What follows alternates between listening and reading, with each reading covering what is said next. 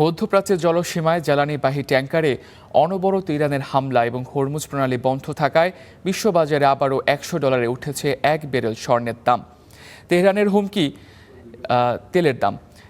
তেহরানের হুমকি এই দাম উঠবে $200। এমন অবস্থায় মজুদ থেকে জরুরি ভিত্তিতে বাজারে 40 কোটি ব্যারেল জ্বালানি তেল ছাড়ার সিদ্ধান্ত নিয়েছে আন্তর্জাতিক জ্বালানি সংস্থা IEA। ইরাকের জলসীমায় দাউ দাউ করে চলছে জ্বালানিবাহী দুটি ট্যাংকার। বুধবার গালফের সমুদ্রে ইরান হামলা করেছে আরও 3টি ট্যাংকারে। 28 ফেব্রুয়ারি ইরানে ইসরায়েল আর যুক্তরাষ্ট্রের যৌথ সামরিক অভিযান শুরুর পর থেকে এখন পর্যন্ত অগণিত জ্বালানিবাহী জাহাজে হামলা হয়েছে। বন্ধ রয়েছে হরমুজ প্রণালী দিয়ে জাহাজ চলাচলও। এখন লোহিত সাগরের বাব আল মানদেব প্রণালীও বন্ধের হুমকি দিয়েছে তেহরান। এতে করে বিশ্ববাজারে একদিনের ব্যবধানে প্রায় 10% বেড়ে আবারও $100 উঠেছে 1 ব্যারেল তেলের দাম। ইরানের ইসলামিক রেভলিউশনারি গার্ড কোরের হুমকি, জ্বালানি তেলের দাম $200 দেখতে বিশ্বকে প্রস্তুত থাকতে হবে।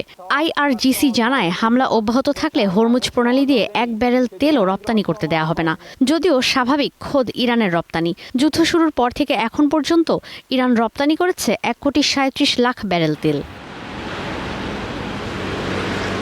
এমন পরিস্থিতিতে জ্বালানির বাজার স্থিতিশীল রাখতে জরুরি মজুদ থেকে বিশ্ববাজারে 40 কোটি ব্যারেল তেল ছাড়ার সিদ্ধান্ত নিয়েছে আন্তর্জাতিক জ্বালানি সংস্থা IEA।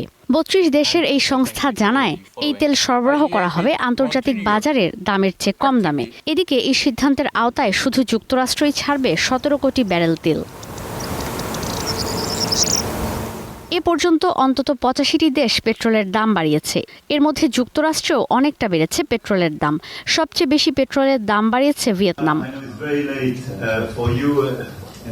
হরমুজ প্রণালী বন্ধ থাকায় সবচেয়ে নেতিবাচক প্রভাব পড়ছে এশিয়ার দেশগুলোতে। যদিও G7 সদস্য দেশগুলো এখনও জ্বালানি তেলের সংকটে পড়েনি। ঈশিতা ব্রহ্ম, স্টার নিউজ।